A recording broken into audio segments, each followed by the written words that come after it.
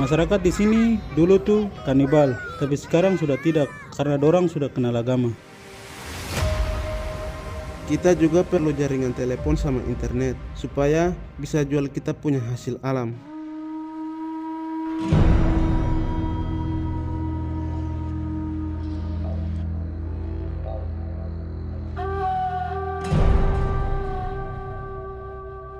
Suku Korowai Batu merupakan salah satu suku terasing yang berada di tengah hutan belantara di Kabupaten Bovendigul.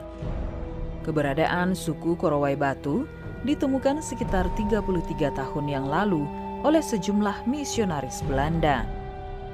Sejak bertahun-tahun, suku Korowai Batu lebih memilih menutup diri di tengah hutan tanpa tersentuh kehidupan modern. Bahkan mereka tidak mengenal adanya kemajuan teknologi. Masyarakat Korowai Batu yang dahulu kala merupakan suku kanibal hidup di atas rumah pohon dengan berpindah-pindah dari satu tempat ke tempat yang lain dan hidup hanya dengan mengandalkan alam. Dari kisah suku penyintas paham kanibal hingga sampai pada kisah telepon genggamku berdering, kami akan membawa Anda pendengar menemui masyarakat suku Korowai Batu di distrik Yaniruma, Kabupaten Bovendigul. Perhatian, para penumpang pesawat udara Wings Air. Iya, pendengar, saat ini kami berada di Bandar Udara Bovendigul, di mana tidak lama lagi kami akan segera bertolak menuju ke Bandar Udara Distrik Yaniruma untuk mengunjungi masyarakat suku Korowai Batu.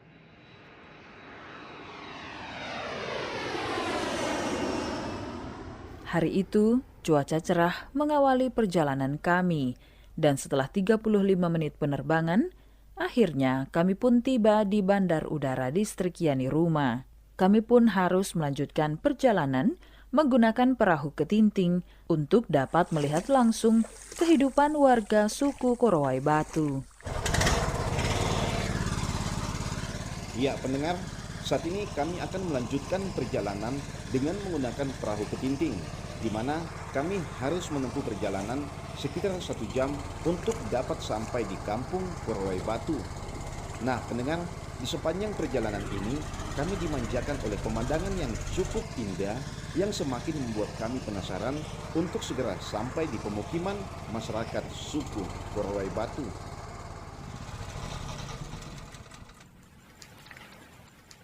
Setelah menempuh perjalanan panjang dan melelahkan, akhirnya kami pun tiba di kampung Korowai Batu. Sejumlah warga menjemput kami dengan senyuman. Selamat siang. Iya, selamat siang, selamat datang.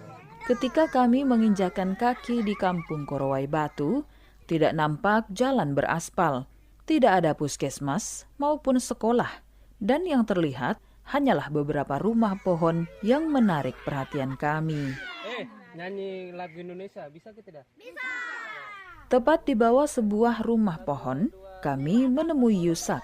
Ia merupakan warga asli suku Korowai Batu yang sempat ke kota dan telah fasih berbahasa Indonesia. Nama saya Yusak, saya asli orang suku Korowai Batu. Pemuda berusia 25 tahun ini bercerita, sejak dahulu kala, warga Korowai Batu setiap hari bermukim di atas rumah pohon dan telah menjadi tradisi turun-temurun. Kita di sini sudah biasa hidup di atas rumah pohon. Itu sudah jadi tradisi nenek moyang kita. Menurut Yusak, warga suku Korowai Batu tidak biasa menggunakan pakaian layaknya manusia pada umumnya. Warga Korowai Batu tuh tidak biasa pakai pakaian. Dorang hanya pakai cawat. Tapi sekarang sudah ada juga yang mulai pakai pakaian. Yusak menjelaskan dahulu kala warga suku Korowai Batu sempat menganut paham kanibal. Masyarakat di sini tuh dulu kanibal. Yang jadi tumbalnya tuh yang kerasukan roh jahat. Tapi kalau sekarang sudah tidak ada, karena dorang sudah kenal agama.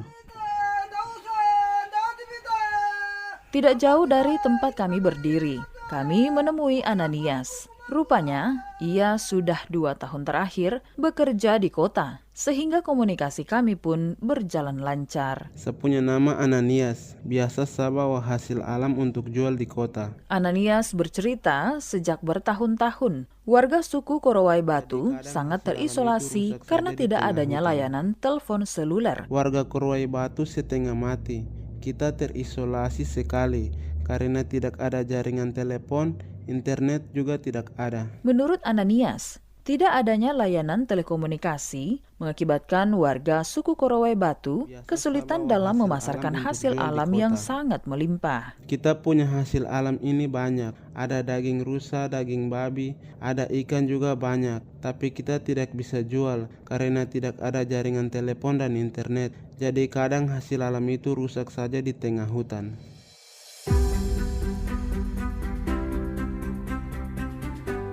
Kehidupan warga suku Korowai Batu kini berbanding terbalik dengan kisah masa lalu mereka. Sejak Bakti Kominfo membangun BTS di distrik Yaniruma, kini masyarakat suku Korowai Batu telah menikmati indahnya menggunakan telepon genggam. Kalau sekarang ini sudah bagus, di kampung sudah ada tower, jadi sekarang kita sudah bisa telepon dari kampung. Kita juga kalau mau telepon keluarga di kota bisa lihat orang punya muka. Bahkan masyarakat suku Korowai Batu kini telah mengenal smartphone dan media sosial. Sebagian besar warga Korowai Batu itu sudah kenal HP. Dorang kemana-mana itu selalu bawa HP. Dorang juga sudah kenal media sosial. Sumber daya alam warga suku Korowai Batu kini dengan mudah dapat dipasarkan berkat hadirnya jaringan telepon seluler dan internet. Sejak pemerintah bangun tower di kampung, masyarakat gampang jual hasil alam. Kita tinggal posting saja di media sosial. Pasti laku. Saya biasa dapat 3-5 juta. Berkat adanya pembangunan BTS, kini perekonomian warga semakin membaik dan tentunya berdampak positif terhadap kesejahteraan masyarakat suku Korowai Batu.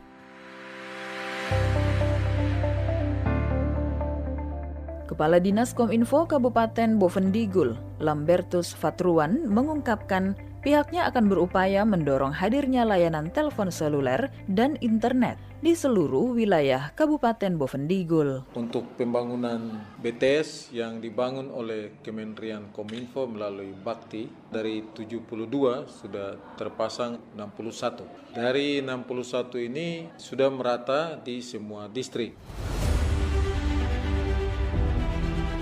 Direktur Utama Badan Aksesibilitas Telekomunikasi dan Informasi Bakti Kominfo, Anang Latif, mengungkapkan pembangunan BTS melalui program Palaparing Timur merupakan upaya pemerintah dalam penyediaan sarana telekomunikasi berkeadilan hingga di daerah terpencil di Provinsi Papua. Palaparing Timur ini menjangkau hingga 51 kota kabupaten di Papua, Papua Barat, dan Maluku. Kerjasama dengan operator sangat penting untuk mendorong khususnya daerah-daerah tersebut bisa terlayani dengan sinyal 4G maupun Wi-Fi yang kencang.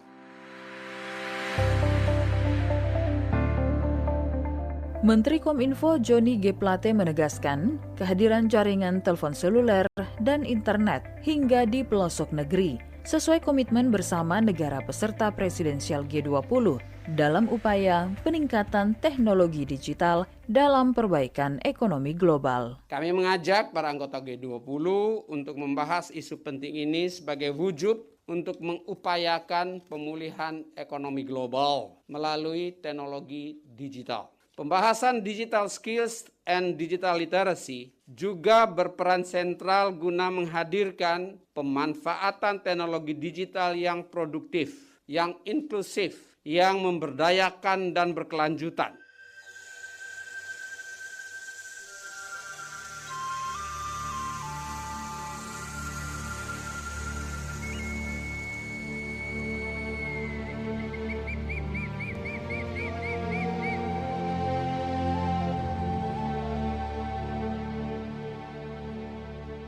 Upaya menghadirkan jaringan telepon seluler dan internet bagi masyarakat suku Korowai Batu yang dahulunya menganut paham kanibal bukan hanya sekedar melepas belenggu isolasi, tetapi sekaligus menjawab komitmen Kementerian Kominfo dalam agenda internasional presidensial G20 untuk mewujudkan transformasi digital yang inklusif, memberdayakan, dan berkelanjutan.